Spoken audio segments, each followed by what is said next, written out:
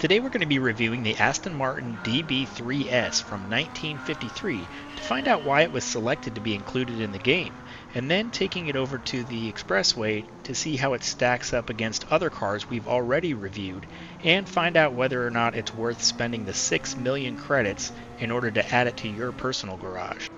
The 1953 Aston Martin DB3S is a legendary British racing car, known for its beautiful design and racing success. It was introduced as an evolution of Aston Martin's earlier DB3, designed specifically to compete in endurance races like the 24 Hours Le Mans, the Mille Miglia, and other international events as well. Here's the story of this iconic car. In the early 1950s, Aston Martin was building a reputation for its participation in motorsport. The DB3, Aston Martin's first post-war sports car designed for competition, had shown some promise, but it wasn't winning the major races that the company aspired to dominate. The DB3 was relatively heavy and not quite as nimble as its rivals, particularly against competitors like Ferrari and Jaguar.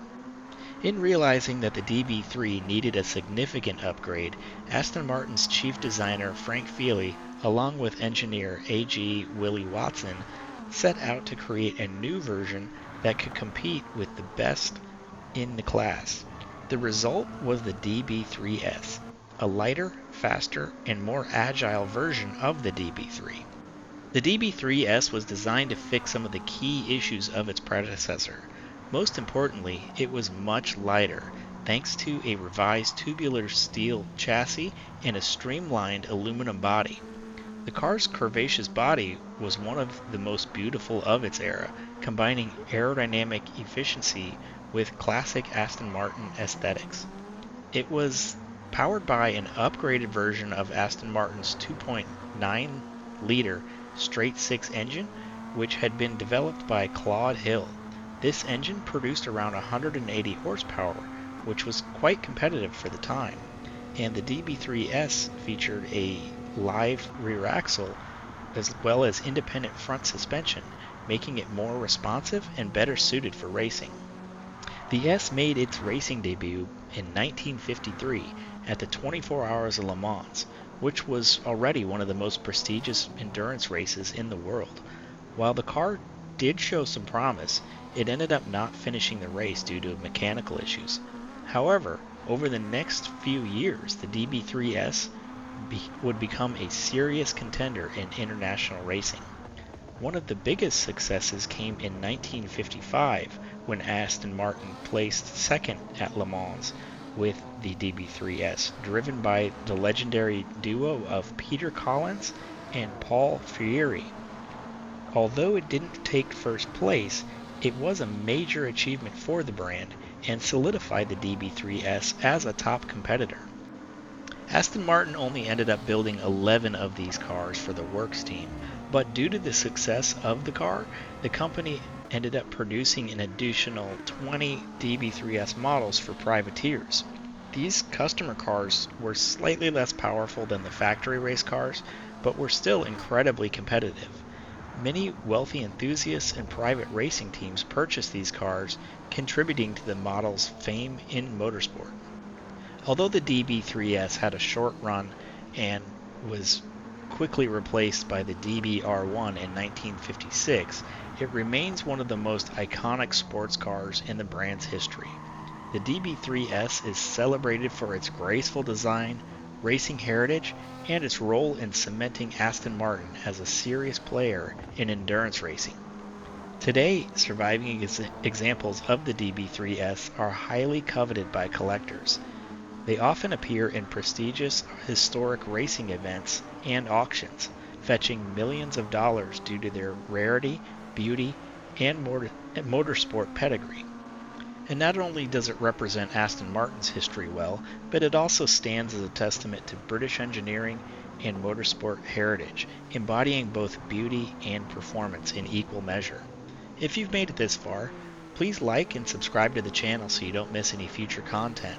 But let's go ahead and take this over to Tokyo to see how it competes with the rest of the cars we've tested so far.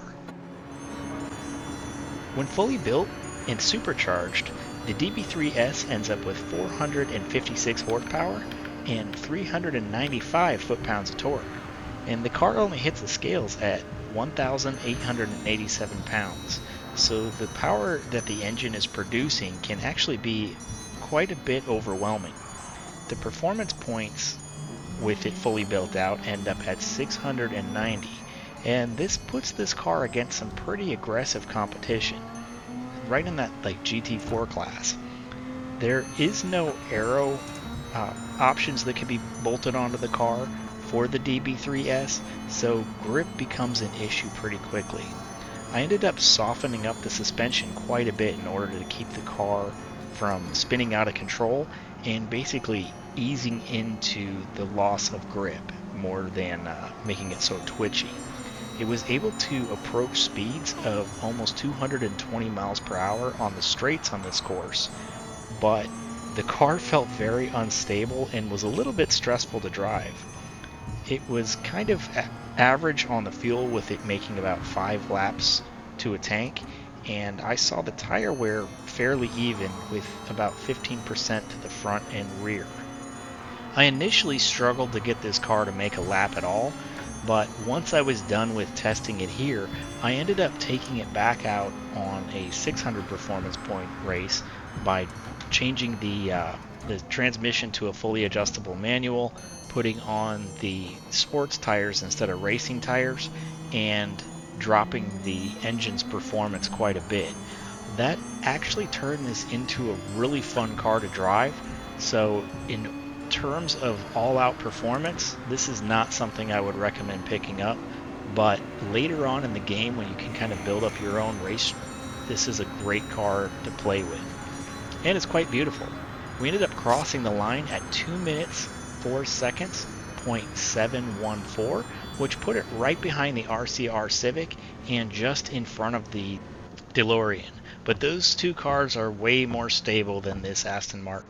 I can't currently recommend purchasing this car because it is classified as a race car, but if they do add in a vintage car event, this car can actually be a lot of fun.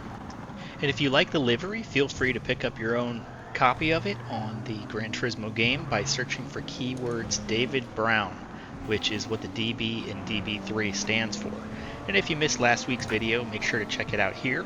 It's on the Camaro ZL1 1LE. Thank you guys for watching. We'll catch you in the next one.